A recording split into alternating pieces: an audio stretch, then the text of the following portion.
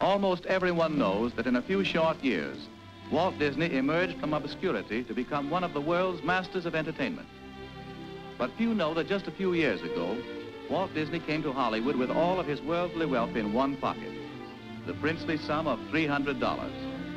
That once in Hollywood, he trudged from studio to studio and talked of his dream of animated pictures without encouragement and without recognition of his unusual ability. It was no, no, no, no from everyone. Very few are aware that as a result of these disheartening experiences, Disney took his dwindling fund of money, his dream of animated motion pictures, and his determination, and started to carve out his own career. You know the answer. Today, Walt Disney is one of the few great motion picture producers of the world.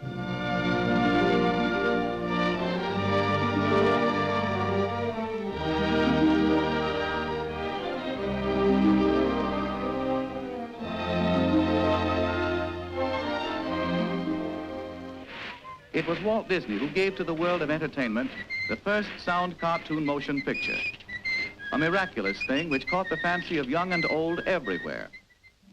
It was Walt Disney who also introduced the first cartoon motion picture in Technicolor, a picture you may remember in 1932 called Flowers and Trees. And it was this same Walt Disney who answered the gloom and heart-sinking heaviness of a worldwide depression with The Three Little Pigs, and sent a chuckle around the globe. Who's afraid of the big bad wolf? Big bad wolf, big bad wolf. In every language, Who's Afraid of the Big Bad Wolf became a shout of defiance to old man depression. With that picture, Walt Disney not only attained worldwide fame, but became secure in the affections of all peoples. Walt Disney. Everywhere it was Walt Disney. The Walt Disney who had created Mickey Mouse, that lovable motion picture personality which, I should say who, became America's #1 star.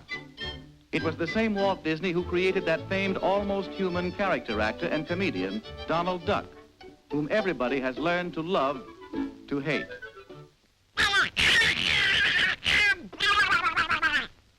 And then carrying on his spectacular march of progress, months and years ahead of the entire motion picture industry, Walt Disney completed the world's first animated full-length feature motion picture in Technicolor. His masterpiece, Snow White and the Seven Dwarfs. Hi-ho, hi-ho, it's home from work we go. Hi-ho, hi-ho, hi-ho, hi-ho. Record-shattering crowds packed the largest theaters in the world. Radio City Music Hall. Then in London, Paris, Toronto, South America, all through Europe, Asia, Africa, and Australia. Abroad, country vied with country to heap recognition and honor upon Disney. A gold medal from the League of Nations, a medal from the International Cinematographic Exhibition at Venice, Italy, a tribute from First Soviet Cinema Festival, Moscow, Russia, a silver cup from Festival International de Cinema at Brussels, Belgium, a tribute from the National School of Decorative Arts, Argentine, an award to Donald Duck by the people of Buenos Aires, and the Legion of Honor Medal from the government of France.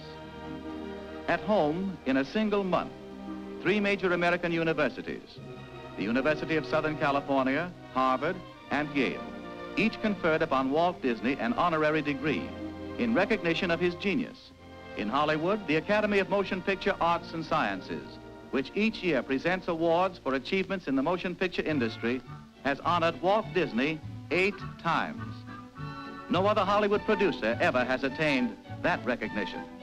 So it is that now, not far from the Hollywood that once would not recognize him, from Walt Disney's original nest egg of $300, there is being erected a mammoth $2 million studio where Walt Disney pictures are to be created and produced.